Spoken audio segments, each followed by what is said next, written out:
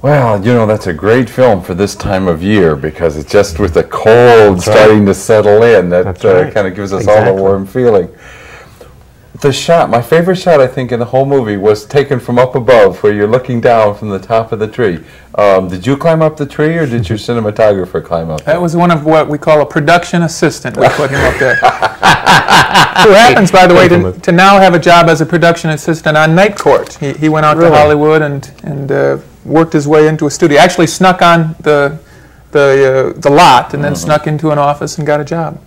How many of the shots did you plan in advance, and how much did you sort of look at the footage you have and put it together afterwards? We planned almost everything in advance. I hate to admit it, but documentaries in general tend to be fake. I rationalize it like they rationalize the animals at SeaWorld. They say, we don't make these animals do anything they don't do in the wild, we just teach them to do it on cue. It was the same thing with my subjects. None of this would have happened except for me. And I said, come out and do it. And I made them do the sort of things that they do anyway, except they did it when I told them to. And it nearly drove them crazy, because it's just as bad as being an actor, except that these people aren't actors, they're real-life people. So a lot of the stuff that they were doing when they were cutting down the tree, we just let them go and we shot them. But we knew what they were going to be doing, and so we could just set up the camera and then just wait for them to get to different places. But if it was away from the tree, then it was pretty much completely staged.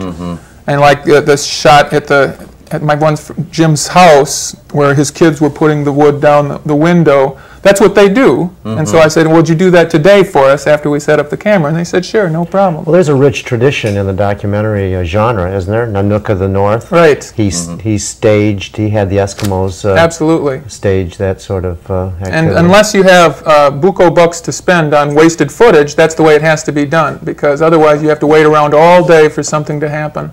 Let's talk about money. What does it cost per minute of film? Your film was 11 minutes. What's an overall budget? That cost us, not paying anybody for anything except for processing costs of the film. It cost us $3,500. So that includes original stock.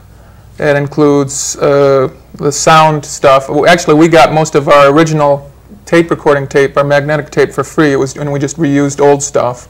But we had to use new stuff for the magnetic stock that you sync up to the picture. And then eventually we had to have that all processed, and then we had to make a print of it. So it added up to be about $3,500, which comes out to be, I don't know, $300 a minute. Is that an average in film school? What's the going rate per minute of?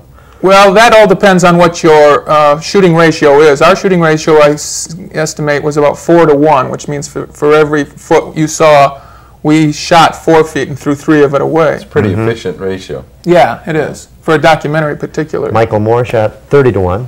Right. And his was not your slick Hollywood production, so.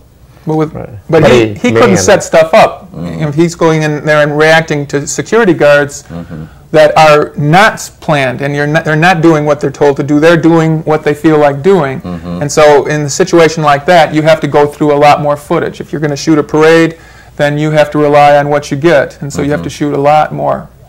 Have you worked in videotape as well? Yeah, we did. I've been learning how to do studio and also field shoots, but not as much. It doesn't appeal to me quite as much. That was going to be my next question. Why do you like film better? Well, in general, it tends to look better. Video, you can play with the sound. I mean, you can do just about everything with video. That you can with film, but it's not generally done.